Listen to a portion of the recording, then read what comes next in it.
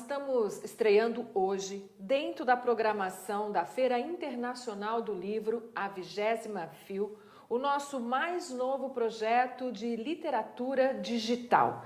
Nós vamos deixar esse programa, além de estar apresentando aqui para você hoje, na nossa plataforma digital. É mais um conteúdo de literatura para você poder acessar a qualquer momento, através então dos trabalhos realizados pela Fundação do Livro e Leitura de Ribeirão Preto. Eu não sei você, mas eu, quando estou lendo, leio com os olhos, sinto com o coração e necessariamente preciso grifar com as mãos. É isso, eu leio e anoto, leio e grifo. E faço isso metodologicamente, seguindo algumas regras. Eu tenho 4 tipos de grifos diferentes. No primeiro deles, eu vou grifando todas as sentenças, as frases, o parágrafo, e quando eu faço isso, de maneira bem corrente, significa que ali tem um resumo de tudo que eu li antes e pode me ajudar a entender de novo, a voltar ou a falar com alguém sobre o livro a partir daquele grifo.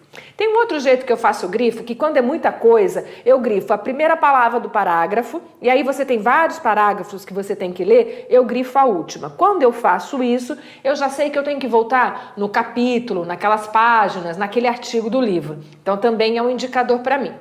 No terceiro tipo, é aquele grifo que eu faço que me dá resposta a uma determinada pergunta. Sabe quando você já tem os seus conteúdos internos e você tem algumas respostas que ficam morando aqui no cérebro e que de vez em quando você faz assim, é isso, eureka, nossa, pensei tanto sobre isso, tá aqui a resposta. Aí então eu grifo e coloco do lado escrito a caneta, normalmente porque lápis eu tenho medo de apagar, então eu faço isso com caneta. O livro é meu mesmo, não vou emprestar, então não tem importância.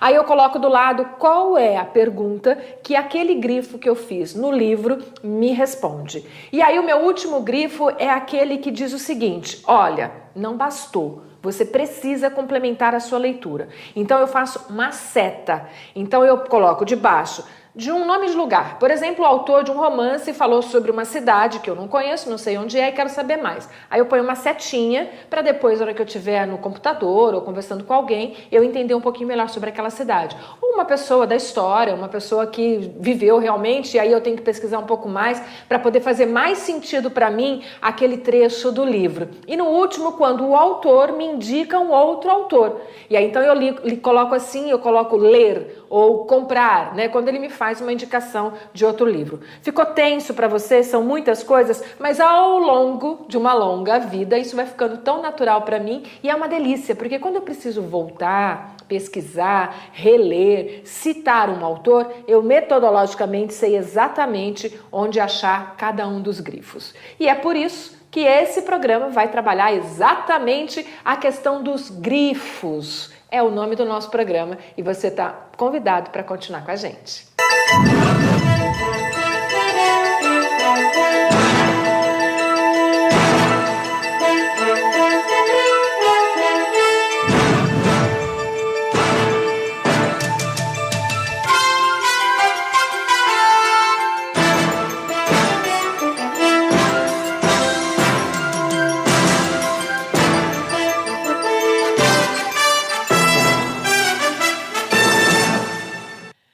Claro que eu não vou fazer isso sozinha, Demorei um pouquinho para te explicar hoje, mas todo grifo tem convidado. Ou é um leitor sobre a obra que nós dois grifamos, ou é um leitor sobre uma obra que ele grifou e eu vou me aprofundar na leitura dele, ou o inverso, eu li e ele vai se aprofundar. Enfim, sempre terá um convidado. O livro de hoje é esse aqui, Não Sem Razão. Daqui um pouquinho, depois da transmissão deste programa, você que está acompanhando a programação da 20ª FIL já sabe que Domênico de Másio é o nosso convidado dessa edição da 20ª Feira. Então, escolhi essa obra para a gente introduzir para você que está acompanhando a programação um pouco mais sobre o Domênico. Se você estiver assistindo a esse programa depois que a feira terminou, você também pode voltar a acessar na palestra feita pelo italiano Domênico de Másio. Ele tem vários livros, mas esse aqui é o livro que eu vou conversar com Pércio Padovan, que é consultor de negócios, amigo de longa data. Sim. E quem me presenteou o livro. O Pércio me fez a seguinte dedicatória: Dri, As grandes revoluções carregam com pequenas atitudes. Este livro revolucionou a minha vida e quero que revolucione a sua também. Esse foi... Começam com grandes atitudes. Não Isso, começam com grandes atitudes. A sua letra tá difícil para ler. Obrigada, viu, desculpa. Pércio?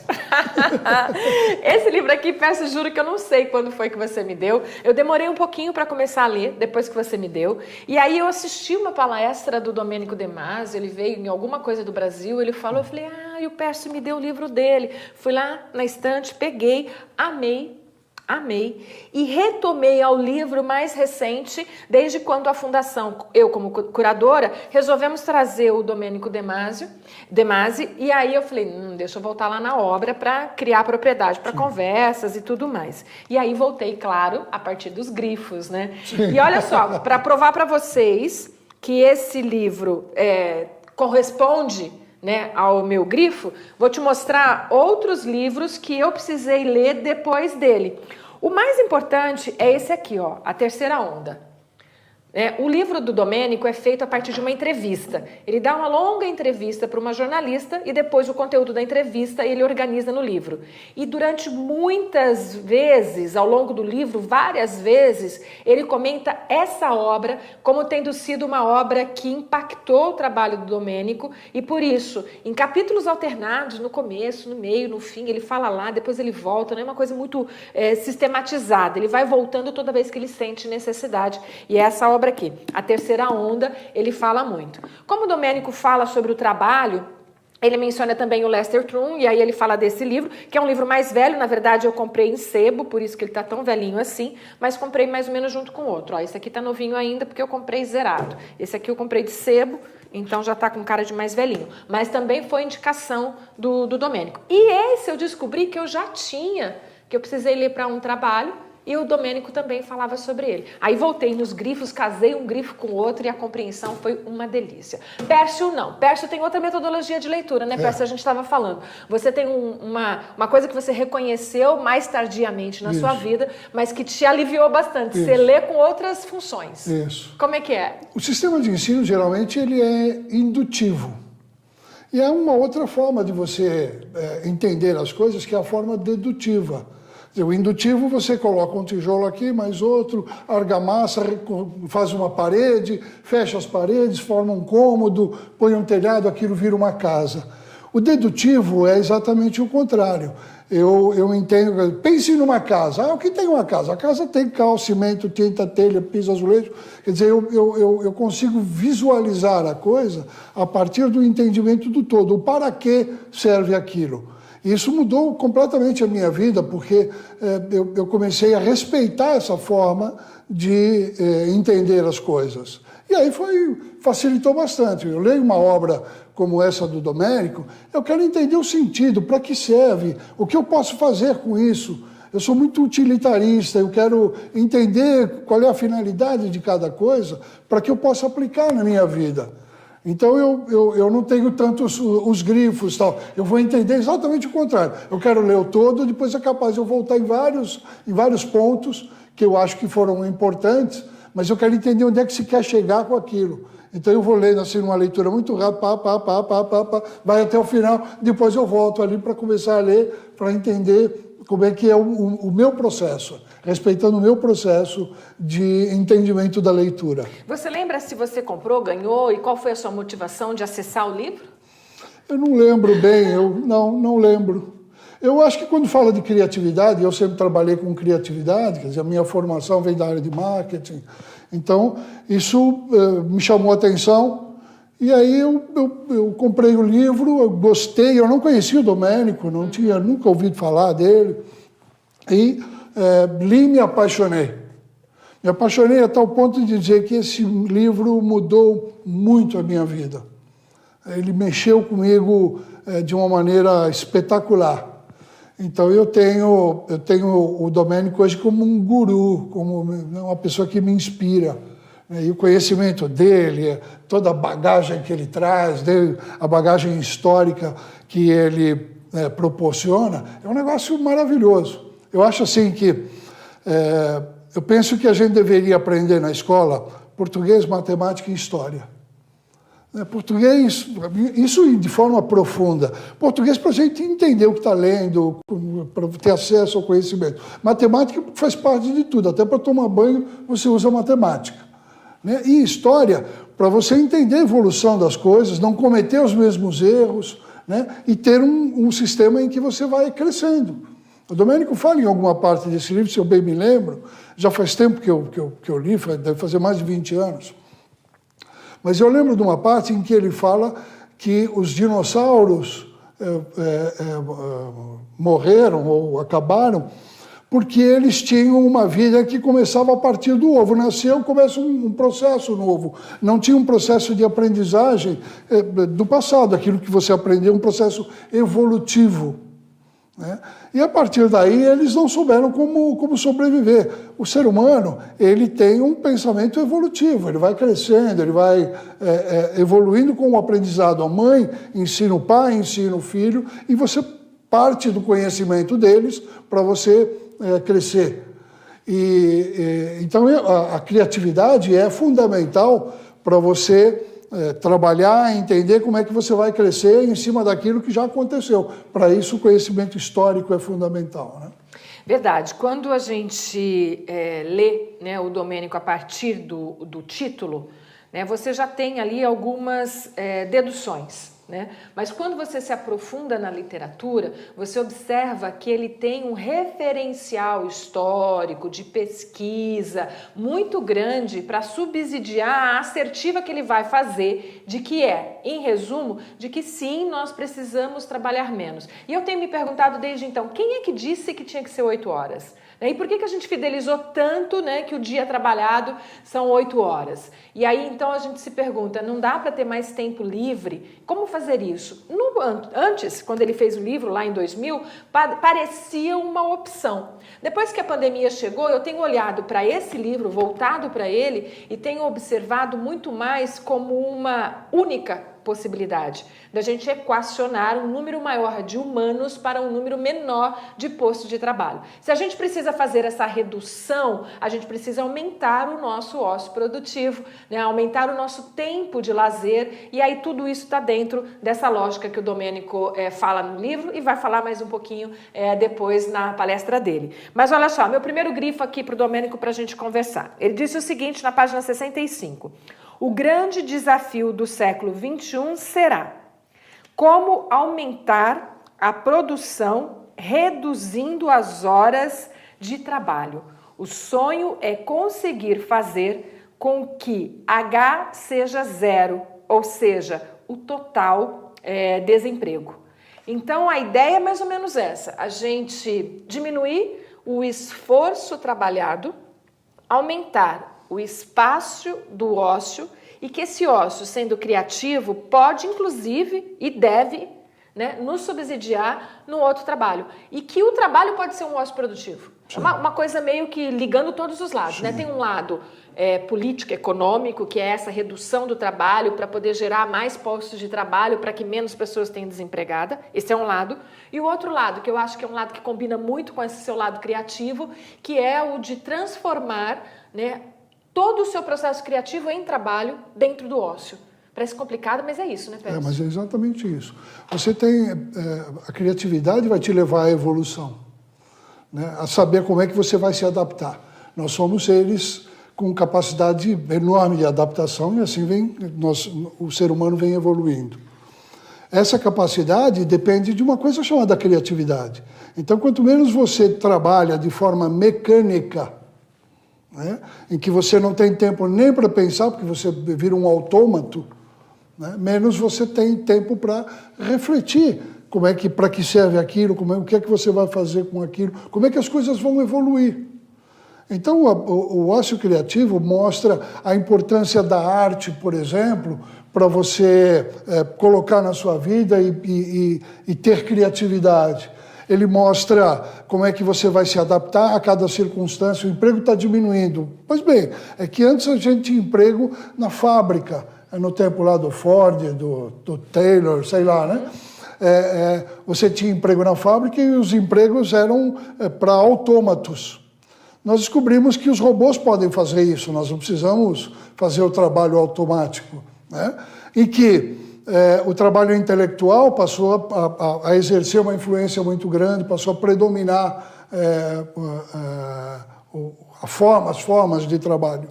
E aí você começou a mudar da causa operária para a causa de terno e gravata, né? O pessoal do colarinho branco, etc. E tal.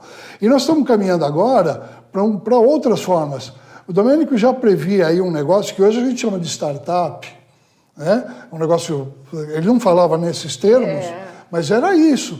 E as startups fazem o quê? Se não buscar inovação para tornar a nossa vida mais fácil, né? Para tornar a nossa vida melhor. E isso acaba gerando emprego, possibilidades que vão se modificando. Incrível, porque ele falava também a respeito do trabalhar em casa. Sim. Né? Ele tinha isso, e isso me chamou muito a atenção para esse momento pandêmico que a gente viveu. Sim. Eu já estou colocando no passado porque eu não quero mais dialogar com o pandêmico, entendeu? Já não bom. quero mais deixar ele no Nem presente eu. que a gente está vivendo, não. Esse momento pandêmico que a gente viveu. Quero ver se me livro dele, então eu já estou construindo mentalmente ele aqui no passado. Mas é brilhantismo da parte dele, já lá, né, pensando no que viria a acontecer. Então, na verdade, a pandemia acelerou um processo já descrito, Sim. que era esse de revisão do nosso método societal de convivência, de trabalho, de produção. Mas o que você falou, Pércio, está super legal, porque dialoga com o próximo grifo que eu ia trazer, que é esse aqui, olha. O que significa para uma empresa se burocratizar? E aí ele responde, significa, acima de tudo, impedir a criatividade, que é em resumo o que você falou. Né? E aí eu me pergunto, será que a escola está preparada para formar pessoas, para não mais ficarem restrita ao trabalho na fábrica, na indústria, para produzir de forma criativa? Estou focando na escola pública e estou focando nesse Brasil imenso, de norte a sul, com modelagens tão diferentes de educação. Acho que não, né? Eu acho que ainda não. Estamos longe disso. E vamos precisar nos adaptar. A escola também vai precisar se adaptar. O Domênico tem uma coisa interessante, que ele não é adivinho, ele não faz previsões, ele faz análise histórica, né, ou sociológica, de como é que as coisas evoluíram e, pela natureza, como é que elas vão caminhar. É simples o entendimento dele, né, e fácil de você também entender e aplicar na sua vida. Bem, eu dei um salto grande aqui no livro, fui para a página 133, ele fala o seguinte, olha, atualmente, lembrar que ele está no comecinho do século, ele está escrevendo lá em 2001, atualmente nós oferecemos gratuitamente nossa atenção, ou seja, o meu ócio produtivo, né, o meu ócio criativo pode ser produtivo. O meu ócio criativo pode ser comercializado. O meu ócio criativo, né, pode gerar conteúdos que revolucionem o nosso jeito de viver. Que hoje é um pouco mais do que era em 2000 quando ele escreveu, mas não sei se está tão claro assim que isso é um produto de campo mesmo, de mercado. Eu já faço isso, né? Isso é uma coisa que eu já venho fazendo. Acho que é por isso que você gostou tanto da obra, né? Eu já faço isso. Eu, para pensar os problemas, a empresa me contrata para resolver os seus problemas, né? E antes eles me contratavam para ajudar a vender mais. Como é que eu vendo mais? E hoje não, hoje eu peço para que para a empresa me deixar entender de onde vêm os lucros dela, como é que ela se comporta financeiramente, etc. e tal. Para quê? Para aí poder melhorar a performance dela naquilo que é a lógica da empresa, do negócio, que é ganhar dinheiro. Para isso, eu preciso pensar. Para pensar, eu fico fazendo ou tarefas automáticas, assim, jogar uma paciência, coisas do simples, ou posso deitar na rede e estar trabalhando intensamente. Eu posso estar na cama trabalhando intensamente. Aliás, confesso que muitas vezes é muito cansativo você fazer esse tipo de trabalho, mais do que o trabalho braçal. Porque o trabalho braçal, quando você termina, você deixa ele de lado, ele acabou. O trabalho intelectual não, ele continua. Ele não sai da sua cabeça com facilidade. Então você trabalha com maior intensidade ainda. Agora, isso precisa ser vendido, porque isso resolve problemas das empresas e para isso elas me pagam. Bem, o Domênico também cita outros autores, como é o caso aqui nesse grifo da página 146, que ele cita o Alexandre Koyrek, ele diz o seguinte: não é do trabalho que nasce a civilização, ela que nasce do tempo livre E do jogo. Bem, a gente que é do setor cultural sabe muito bem do impacto da cultura, né, do acesso à arte, à literatura, à música, ao cinema, porque esse ócio criativo tem muito a ver com arte, né, com cultura na sua expressão mais dinâmica, né? Até uma análise de modo de vida está dentro desse aspecto cultural. Nesse sentido, a gente tem uma disruptura não realizada, porque nós ainda não temos na cultura resposta para muitas das nossas perguntas. Se buscássemos na cultura resposta para muitas das nossas perguntas, a gente chegaria bem pertinho do Domênico De Masi. Não tenho dúvida, esse é o caminho, né? Não há outro caminho. É que nós fomos criados ou acostumados a entender como trabalho algo que você sai de casa,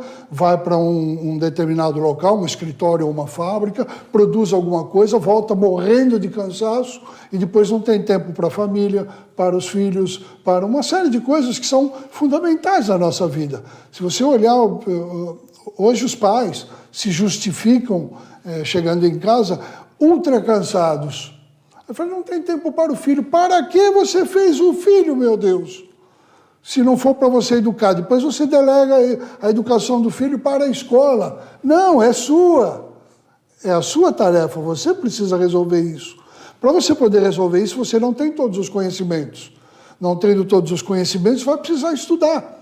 E a informação é hoje um produto que tem aí à vontade. Você tem informação super acessível. O problema é o que fazer com ela.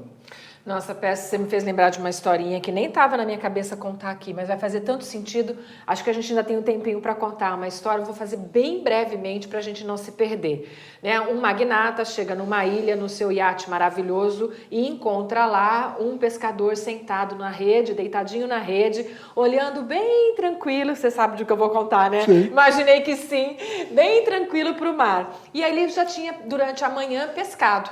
E aí, conversando com o magnata, que chegou na ilha, o magnata pergunta para ele, estou resumindo aqui bem com a minha versão, tá?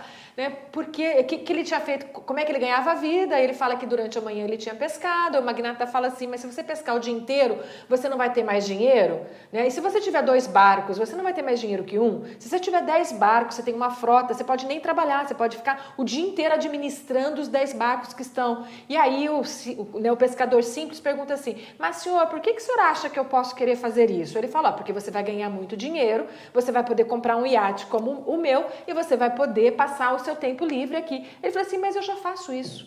Trabalhando meio período já era o suficiente para ele ter a vida que ele, né, de sustentabilidade dele, e ele passava meio período do dia dele só no ócio criativo, só não precisa complicar, né? Não é? E eu gosto dessa história, fazia tempo boa. Que eu não lembrava dela, mas casa, eu uso muito isso. Casa bem aqui, não casa, Pécio? É exatamente isso. E tem a ver, inclusive, com prazer no trabalho, que você estava falando. Sim. Não é para ser ruim, né? Não, o trabalho foi feito para você se apaixonar por aquilo que faz. Eu, como trabalho com criatividade, vivo apaixonado pelas coisas novas que a gente consegue proporcionar, inventar dentro de uma empresa. Né? Então, isso é altamente estimulante. Mas eu produzi isso, o livro me ajudou a fazer isso. Pegar até momentos, eu viajo muito. Teve momentos de eu rodar mais de 5 mil quilômetros por mês de carro. O que fazer durante esse período? Então, durante a viagem, eu trabalhava criando coisas, imaginando coisas. Quando eu chegava no local, no passado, trabalhando na multinacional, eu chegava num local, geralmente de avião, me pegavam no aeroporto, me levavam para um escritório, eu ia trabalhar, depois me devolviam para o hotel, eu dormia, acordava no dia seguinte, tomava café da manhã e voltava para a mesma rotina. Hoje eu descobri que a gente pode fazer outras coisas, e o Domênico ensinou isso. Né? É possível, eu passei a levar vara de pesca no carro, passei a levar instrumento, que eu gosto de música. Né? Então, eu chegando no local, aí você vai a um local, pode ir a um cinema, pode ir a uma biblioteca, ler um livro, etc. Então, você tem uma série de coisas que eu deixava de fazer porque eu tinha que trabalhar dentro do sistema. Olha, você me pega, vem, trabalho intenso, volta. Né? Não é só isso. Não precisa possível, ser só isso. Não, é possível conciliar tudo isso sem sacrificar nada. Você pode trabalhar intensamente, mas não precisa ficar justificando isso, se cansando desnecessariamente. É isso. Olha aqui outro grifo do Domênico, né? Meu grifo da obra do Domênico. O ócio é necessário à produção de ideias. E as ideias são necessárias ao desenvolvimento da sociedade. Sim. Ponto final, né, Pedro? É isso. Tá super explicado, nada a acrescentar. É isso. É isso e pronto.